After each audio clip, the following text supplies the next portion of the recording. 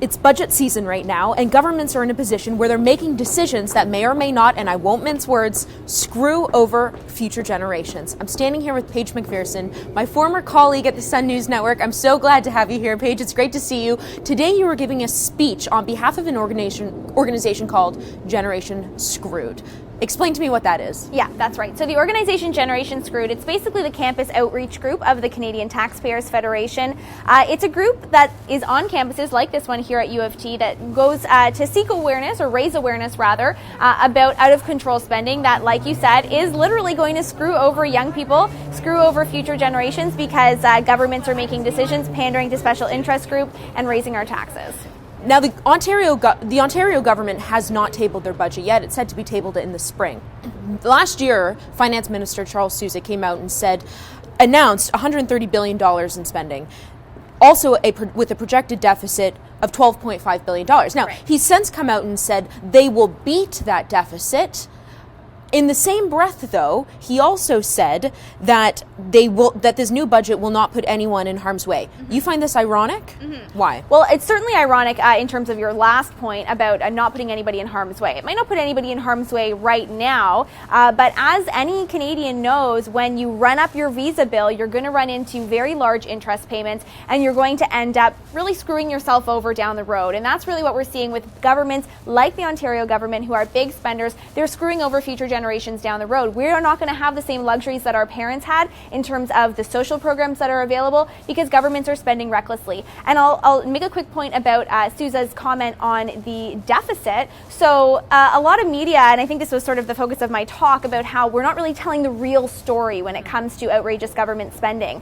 Media did publish the positive headline that they have beat their target. Their deficit's not going to be $12.5 billion, and that's beating their target. Well, here's the real issue. They had $11 billion to cut in deficit spending. Imagine running up your visa bill by $11 billion more than you have coming in.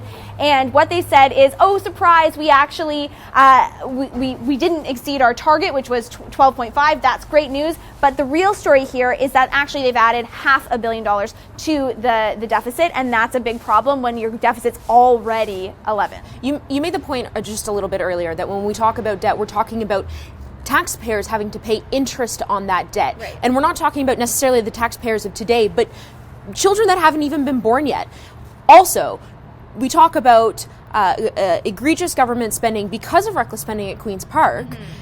As we've seen in the last few months with these numbers that have been coming out, every Ontarian has to pay $20,000 just to make up that debt. Is that not right? Right. So what we're seeing out of governments, I don't have the numbers in front of me, but of course, interest payments become a very large part of what you're paying. Right. So instead of paying for things that Canadians actually care about, such as, opening new schools, putting better beds, more beds in hospitals, we're not seeing the money go towards those direct services, not even seeing them go towards those frontline public sector workers. Right. Instead, we're seeing such a huge chunk of money go simply towards paying interest, which, again, to get back to that visa analogy, everybody knows when you pay off your Visa card, if you don't pay off the full balance, you're going to pay a good chunk of interest. Well, when it comes to government spending, that interest is not only your money and my money and every Canadian's money, it's also money that's not being allocated to services that we actually care about. Now, I want to touch very quickly on the Alberta budget. The Alberta budget just was released. Unfortunately, there isn't an opposition to counter this budget, but we're talking about $11.4 billion in new spending between now and 2020.